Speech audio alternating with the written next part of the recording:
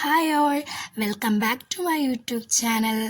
ഞാൻ ഇന്ന് വന്നിരിക്കുന്നത് ഇന്നലെ എൻ്റെ പ്രിലിംസ് എക്സാം ആയിരുന്നു. എൻ്റെ 4th സ്റ്റേജ് ആയിരുന്നു എൻ്റെ എക്സാം ഉണ്ടായിരുന്നത്. ഏറ്റവും ലാസ്റ്റ് സ്റ്റേജ് ആയിരുന്നു ഞങ്ങളുടെ. അതുകൊണ്ട് തന്നെ ഞാൻ ഫസ്റ്റ് സ്റ്റേജിൻ്റെയും സെക്കൻഡും തേർഡും എല്ലാ സ്റ്റേജിൻ്റെയും ക്വസ്റ്റ്യൻ പേപ്പേഴ്സ് വർക്കൗട്ട് ചെയ്തിട്ടാണ് എക്സാമിന് വേണ്ടിയിട്ട് പോയത്. ഫെബ്രുവരി 8-നായിരുന്നു ഞങ്ങളുടെ 4th സ്റ്റേജിൻ്റെ എക്സാം വന്നിരുന്നത്. അപ്പോൾ എനിക്ക് കിട്ടിയ ക്വസ്റ്റ്യൻ പേപ്പർ എന്ന് പറയുന്നത് ആൽഫ കോഡ് D ആയിരുന്നു എൻ്റെ ക്വസ്റ്റ്യൻ പേപ്പർ എന്ന് പറയുന്നത്. അപ്പോൾ ഞാനിന്ന് ചെയ്യാൻ പോകുന്നത് എൻ്റെ ക്വസ്റ്റ്യൻ പേപ്പേഴ്സിൻ്റെ ആൻസറൊക്കെ ഒന്ന് ചെക്ക് ചെയ്യാമെന്ന് വിചാരിച്ചു.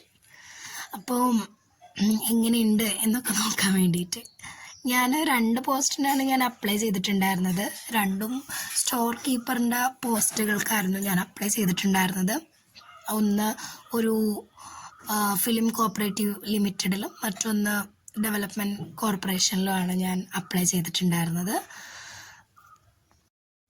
ഇന്നത്തെ എക്സാമിനെ പറ്റി നോക്കിക്കഴിഞ്ഞാൽ ഞാൻ ഓൾമോസ്റ്റ് എല്ലാം അറ്റൻഡ് ചെയ്തിട്ടുണ്ട്. പക്ഷേ എനിക്ക് ടഫായിട്ട് തോന്നിയ ഒരു ഭാഗം എന്ന് പറയുന്നത് കോൺസ്റ്റിറ്റ്യൂഷൻ ആയിരുന്നു. പക്ഷേ ഞാൻ ഓൾറെഡി ഞാൻ കോൺസ്റ്റിറ്റ്യൂഷനിൽ എല്ലാ പോയിന്റ്സും കഴിഞ്ഞിട്ടുണ്ടായിരുന്നു. സിലബസ് അനുസരിച്ച് ഞാനെല്ലാം വായിച്ചു പോയിട്ടുണ്ടായിരുന്നു. എന്നാലും പക്ഷേ എനിക്ക് ചില ക്വസ്റ്റ്യൻസ് എനിക്ക് കിട്ടുന്നുണ്ടായിരുന്നില്ല അതിൻ്റെ ആൻസർ.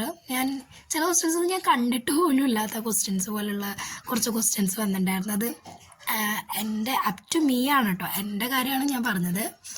അപ്പോൾ എനിക്ക് കോൺസ്റ്റിറ്റ്യൂഷൻ കുറച്ച് ടഫായിരുന്നു, അത് കുറച്ചുകൂടി ശ്രദ്ധിക്കണം. പക്ഷേ എനിക്ക് നോർമലി കോൺസ്റ്റിറ്റ്യൂഷൻ എല്ലാ മാർക്കും ഞാൻ സ്കോർ ചെയ്യാറുള്ളതാണ്. പക്ഷേ ഇതിൽ ഞാൻ 1-2 ക്വസ്റ്റ്യൻസ് ഞാൻ സ്കിപ്പ് ചെയ്തു. പിന്നെ മാത്സ് എന്ന് പറയുന്ന പോർഷൻ എനിക്ക് ഇഷ്ടമാണ് മാത്സ് ചെയ്യാൻ. അപ്പോൾ ഇതെല്ലാം ഞാൻ മാത്സ് ചെയ്ത് വെച്ചേക്കണതാണ്. എനിക്ക് മാത്സ് പഴയ പോലെ എല്ലാം ഇങ്ങനെ എഴുതി അവസാനം 2 വരെയൊക്കെ ഇട്ട് അങ്ങനെയൊക്കെ ചെയ്യാൻ എനിക്ക് ഭയങ്കര ഇഷ്ടമായിരുന്നു. ഞാൻ ഡിഗ്രിക്ക് മാത്സ് ആയിരുന്നു പഠിച്ചിരുന്നത്. എനിക്ക് ക്വസ്റ്റ്യൻ പേപ്പർ കിട്ടിയാൽ ഞാൻ ആദ്യം തന്നെ മാത്സാണ് ചെയ്ത് നോക്കാറുള്ളത്. കാരണം അത്രയും ടൈം കിട്ടാനൊക്കെ വേണ്ടിയിട്ടാണ്. അതിനുശേഷമാണ് ഞാൻ ജയിക്കെല്ലാം ചെയ്യാറുള്ളത്.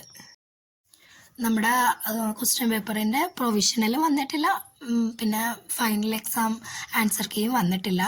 അപ്പോൾ ഞാൻ ഇപ്പോൾ നോക്കുന്ന പക്ഷേ ചില ടെലഗ്രാം ചാനലിൽ ഇതുപോലെ ആൻസർ കീകൾ വന്ന് കിടപ്പുന്നുണ്ട്.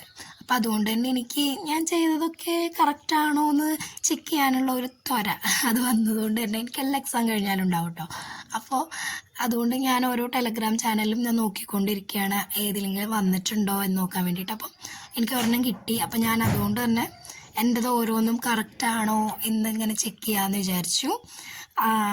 വേറൊന്നുമില്ല, പ്രൊവിഷണൽ വന്നിട്ട് ചെക്ക് ചെയ്താൽ മതി. എന്നാലും ഇന്നലെ എക്സാം കഴിഞ്ഞതല്ലേ, അപ്പോൾ എനിക്ക് എങ്ങനെയുണ്ട് എന്തായി എന്നൊക്കെ അറിയാൻ വേണ്ടിയിട്ടൊരു ക്യൂരിയോസിറ്റിയിൽ ഞാൻ നോക്കുകയാണ്.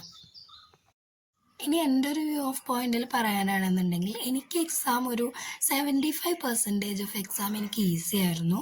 ഞാൻ ചില ടെലഗ്രാം ഗ്രൂപ്പിലൊക്കെ ഞാൻ പറയുന്നത് കണ്ടു, കമ്പാരിറ്റീവ്ലി ഫസ്റ്റിനും സെക്കൻഡും തേർഡിനേക്കാളും കുറച്ച് ടഫായിരുന്നു ഈ 4th സ്റ്റേജ് ഓഫ് എക്സാം എന്ന് പറയുന്നത് ഞാൻ കേട്ടു. എനിക്കും അങ്ങനെ ഒരു അഭിപ്രായമുണ്ട്. കാരണം എനിക്ക് സെക്കൻഡ് സ്റ്റേജും തേർഡ് സ്റ്റേജും ഞാൻ വർക്കൗട്ട് ചെയ്തതാണ്. എനിക്ക് കമ്പാരിറ്റീവ്ലി ഇത് കുറച്ചുകൂടി ടഫായിട്ട് തോന്നി നമ്മുടെ ഞാൻ എഴുതിയ എക്സാമിൻ്റെ. പിന്നെ മെയിനായിട്ട് പറയാനുള്ളത് ജി കെ എനിക്ക് കുറച്ച് കൺഫ്യൂഷനുള്ള കുറച്ച് പാർട്ട് ഉണ്ടായിരുന്നു, പക്ഷെ കുഴപ്പമുണ്ടായിരുന്നില്ല. പിന്നെ പറയാനുള്ളത് മാത്സ് ഞാൻ 2 ക്വസ്റ്റ്യൻ ഞാൻ പിന്നീട് ചെയ്യാമെന്ന് ഇത് മാറ്റി വെച്ചതാണ്. കാരണം ചെയ്തുകൊണ്ടിരുന്ന അവസാനം എത്തിയപ്പോഴേക്കും എനിക്ക് ടൈം തികയില്ലേ എന്നൊരു ഡൗട്ട്. അപ്പോൾ അതുകൊണ്ട് ഞാൻ ജസ്റ്റ് അവിടെ വെച്ചു. പിന്നെ എനിക്ക് ചെയ്യാൻ സമയം കിട്ടില്ല. പിന്നെ ഒരു ക്വസ്റ്റ്യൻ എനിക്ക് അറിയാവുന്ന ക്വസ്റ്റ്യൻ ഞാൻ ചെയ്തു. അപ്പോൾ എനിക്കതല്ല അതിൻ്റെ ആൻസർ എന്ന് എനിക്ക് തോന്നുന്നു. കാരണം 2 ആൻസറുകളും ഉണ്ടായിരുന്നു. ഞാൻ പെട്ടെന്ന് ഒരു ആൻസർ കണ്ടിട്ട് അത് ചൂസ് ചെയ്തു. ഇനി അത് കറക്റ്റാണോ അല്ലേന്ന് പ്രൊവിഷണലോ ഫൈനൽ ആൻസർ കീയോ വന്നാലേ അറിയാൻ പറ്റുള്ളൂ. സയൻസ് പോർഷനെ പറ്റി പറയാനാണെങ്കിൽ ഫിസിക്സ് ആയാലും കെമിസ്ട്രിയും ബയോളജി എനിക്ക് ഈസി ആയിട്ടാണ് തോന്നിയത്. കെമിസ്ട്രിയും ഫിസിക്സൊക്കെ എനിക്ക് ഭയങ്കര ഈസി ആയിരുന്നു. ബയോളജിയിലും എനിക്ക് ചില കൺഫ്യൂസ് ചെയ്തിട്ടുള്ള ഒരു പാർട്ട് വന്നിട്ടുണ്ടായിരുന്നു. പക്ഷെ ഞാനത് അറ്റൻഡ് ചെയ്തിട്ടുണ്ട്. ഇനി ആൻസർ കീ വരുമ്പോൾ കാണാം എന്താണെന്നുള്ളത്. പിന്നെ എനിക്ക് പറയാനുള്ളത് ഞാൻ നേരത്തെ പറഞ്ഞ പോലെ കോൺസ്റ്റിറ്റ്യൂഷൻ ആയിരുന്നു. കുറച്ച് ട്രിക്കി ആയിട്ട് തോന്നിയത് എനിക്ക് കോൺസ്റ്റിറ്റ്യൂഷൻ ആയിരുന്നു. അങ്ങനെ നമ്മുടെ പ്രിലിംസ് എക്സാം എല്ലാം കഴിഞ്ഞു. 4th സ്റ്റേജ് കൂടി കഴിഞ്ഞ് നമ്മുടെ 10th പ്രിലിംസിൻ്റെ എക്സാം കഴിഞ്ഞു. ഇനി വരാൻ പോകുന്നതെല്ലാം മെയിൻ എക്സാമാണ്. എനിക്ക് ഒരുപാട് മെയിൻ എക്സാം ഉണ്ട് അറ്റൻഡ് ചെയ്യാൻ. യൂണിഫോം പോസ്റ്റ് കൂടി ഞാൻ അപ്ലൈ ചെയ്തിട്ടുണ്ട്, അതും പഠിക്കണം. ഇനി ഇതിൻ്റെ മെയിൻസിന് ഉണ്ടാവുമോ അറിയില്ല. ഫൈനൽ ആൻസർ കീയും കട്ട് ഓഫൊക്കെ വന്നാലുള്ളൂ നമുക്ക് അറിയാൻ പറ്റുക ഉണ്ടോ ഇല്ലയോ എന്നൊക്കെ. പക്ഷെ അത് വിചാരിച്ചിട്ട് ഞാൻ ടെൻഷൻ അടിച്ചിട്ട് പഠിക്കാതിരുന്നിട്ടൊന്നും കാര്യമില്ല. കഴിഞ്ഞ എക്സാം കഴിഞ്ഞു, ഇനിയിപ്പോൾ അത് വിചാരിച്ച് റിഗ്രറ്റ് ചെയ്തിട്ട് കാര്യമില്ല. ഇനിയും നമുക്ക് ഒരുപാട് മെയിൻസ് തന്നെ നമുക്ക് ഒരുപാട് വരാനുണ്ട്. അപ്പം അതിന് വേണ്ടിയിട്ട് നന്നായിട്ട് പ്രിപ്പയർ ചെയ്യണം. ഇതിപ്പോൾ നിങ്ങളും പ്രിലിംസൊക്കെ കഴിഞ്ഞിട്ട് അയ്യോ പ്രിലിംസ് കിട്ടിയില്ലെങ്കിൽ ഇനി മെയിൻസ് തീരെയും കിട്ടില്ല എന്നൊക്കെ വിചാരിച്ചിരിക്കുന്നുണ്ട് എന്നുണ്ടെങ്കിൽ അതിൻ്റെ ഒന്നും ആവശ്യമില്ല. നമ്മൾ നന്നായിട്ട് ഹാർഡ് വർക്ക് ചെയ്യുക, നമുക്ക് അതിൻ്റെ റിസൾട്ട് കിട്ടും. എനിക്കും അതിൻ്റെ റിസൾട്ട് കിട്ടുമെന്ന് ഞാൻ വിചാരിക്കുന്നത്. അപ്പോൾ അത്രയൊക്കെ ഉള്ളൂ ഇന്നത്തെ വീഡിയോ. അപ്പോൾ ഞാൻ എൻ്റെ വീഡിയോ ഇവിടെ വെച്ചിട്ട് വൈൻഡപ്പ് ചെയ്യാണ്. I hope this video is helpful to all of you. Thank you. Have a nice day.